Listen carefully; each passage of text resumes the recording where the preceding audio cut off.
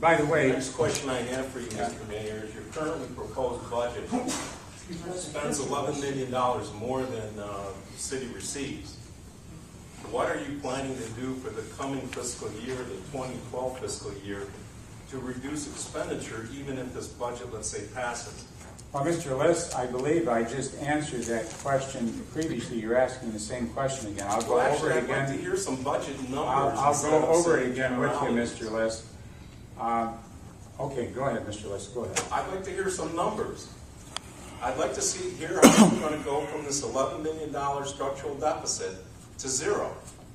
Well, Mr. Liss, what we have done is we've been able to balance the expenditures with additional generated revenues. And yes, Mr. Buss, or not Mr. Liss, rather, if you're alluding to the fact that have we used some of the fund balance, yes, we have. But the fund balance is called an emergency rainy day fund. And you know, Mr. Liss, not to borrow from him, but he made a good point.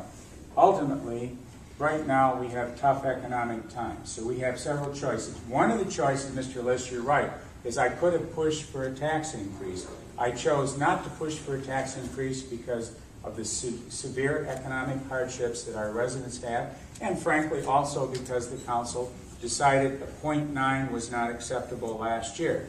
And that was a year when our residents would have received tremendous, I wouldn't say tremendous, but they were going to get a reduction in their cost of their taxes. All right, so that was one choice. I chose not to do that. The other choice, as he alluded to, is that our budget is 83% personnel costs. That's what it is, 83% personnel costs, which are union workers. And 2/3 of that budget is 62%, almost 2/3, a little less, is police and fire.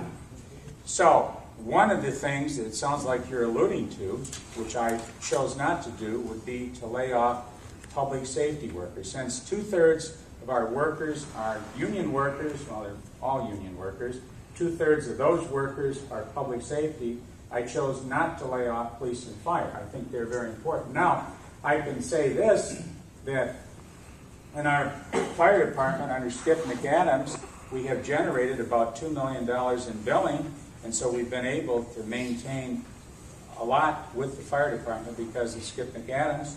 Jerry Green, to my right here, has made cuts totaling $2 million approximately, and so department heads like Jerry Green and Skip McAdams are generating and or are saving money, so we are doing that.